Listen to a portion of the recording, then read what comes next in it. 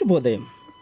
Global బెతేనియా Calvary ministry తరపున ఈ ఉదయకాల సమయమందు మరొకసారి మీ అందరితో కూడా కలుసుకుని దేవుని యొక్క పరిశుద్ధమైన మాటలు ధ్యానించుటకును దేవుడు నాకు ఇచ్చిన మధురమైన అవకాశమును బట్టి దేవునికి ప్రత్యేకమైన వందనాలు తెలియచేసుకుంటూ ఉన్నాను. చాలా మంచిది. నిన్నటి దినములో దేవుని యొక్క పరిశుద్ధమైన మాటలు విని మీ యొక్క దీపమును వెలిగించబడి ఉన్నదని నేను నమ్ముచున్నాను. అవును, ఈరోజు కూడా పరిశుద్ధమైన వేద గ్రంథముల నుండి మరొక చక్కటి మాటను చదువుకుందాం. నిర్గమాకాండము 34వ అధ్యాయము 29వ వచనాన్ని నేను చదువుతున్నాను. దయచేసి గమనించమని ప్రభు పేరిట మనవి చేస్తూ ఉన్నాను. నిర్గమాకాండము 34వ అధ్యాయము 29వ వచనము. మోషే సీనాయి కొండ దిగుచుండగా శాసనంలో గల ఆ 2 పలకలు మోషే చేతిలో ఉండెను. అతడు ఆ కొండ దిగుచుండగా ఆయన అతనితో మాట్లాడుచున్నప్పుడు తన ముఖ చర్మము ప్రకాశించిన సంగతి మోషేకు తెలిసి ఉండలేదు. దేవునికి స్తోత్రం కలుగునుగాక.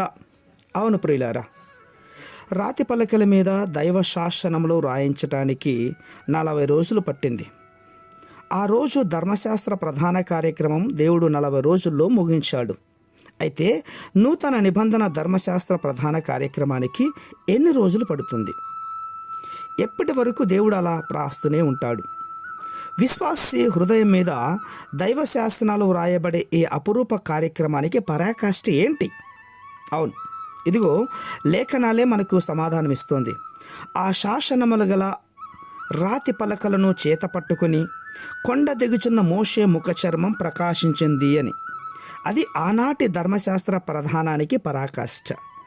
నూతన నిబంధన ధర్మశాస్త్ర ప్రధానానికి పరాకాష్ఠ ఏంటి అంటే, మనమందరమును ముసుకులేని ముఖముతో ప్రభు యొక్క మహిమను అద్దము వలె ప్రకాశింపజేయచ్చు, మహిమ నుండి అధిక మహిమ పొందుచు ప్రభువుగా ఆత్మచేత అపోలికగా మార్చబడుతున్నాము అని. దేవునికి స్తోత్రం కలుగునుగాక.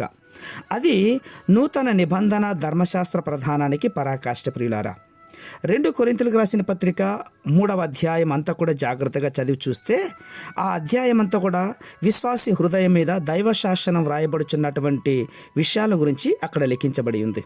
అవును, అలా వ్రాయటం వల్ల ఏం జరుగుతుంది? విశ్వాసి యొక్క ముఖం క్రీస్తు ముఖమును అద్దంలా ప్రతిబింబ చేస్తోంది. విశ్వాసి ముఖ చర్మం దైవ మహిమ కాంతితో ప్రకాశిస్తుంది. దీని అంతిమ దశలో విశ్వాసి సాక్షాత్తు క్రీస్తు ప్రభువును పోలిలోనికి మార్చబడతాడు. అది నూతన నిబంధనలోని పరాకాష్ఠ యొక్క దీవెన. ప్రియులారా, అవును, అయితే ఈనాడు ఇటువంటి విశ్వాసులు ఎంతమంది ఉన్నారు? రోజు మహిమ నుండి అధిక మహిమలోనికి రాను మరింత స్పష్టమైన యేసు పోలికలోనికి మార్చబడుతున్న విశ్వాసులు ఎక్కడున్నారండి? అద్దంలాగా దేవుని యొక్క మహిమను ప్రతిబింబించే క్రైస్తవులు ఎందుకు ఈనాడు కరవైపోతూ ఉన్నారు? ప్రభును ఈ విషయం మనం అడిగి చూడండి. మరి ఇందుకోసం దైవ సన్నిధిలో ఏడవండి. దేవా, ఎంత ఖరీదైనా చెల్లిస్తాం, దయచేసి మా ముఖ చర్మాలు మోసే ముఖ చర్మం లాగా తయారు చెయ్యని. ప్రియులారా, మనమంతా కూడా చేయాల్సినటువంటి ప్రార్థన ఇదే కదా. దేవుని సన్నిధానంలో మనం ప్రకాశించేలా ఉండాలంటే ప్రార్థనలో ఎదుగుతూ ఉండాలి. అట్టి ప్రార్థన మనందరము కూడా దినములు గంటైనా ప్రభు సన్నిధిలో ప్రార్థిస్తే బహుశా దేవుడు నిన్ను కూడా అలా వాడుకుంటాడు. మహాపరిశుద్ధుడ, జీవము కలిగిన మా ప్రియ పరలోకపు తండ్రి, నీ సన్నిధానంలో ప్రార్థించినటువంటి మోసే యొక్క ముఖమును తండ్రి మంచిగా ప్రభు ఆశ్చర్యకరంగా ప్రకాశవంతంలోనికి నడిపించిన దైవ కాంతిలో నడిపించినట్లుగా మేము నమ్ముచున్నాం.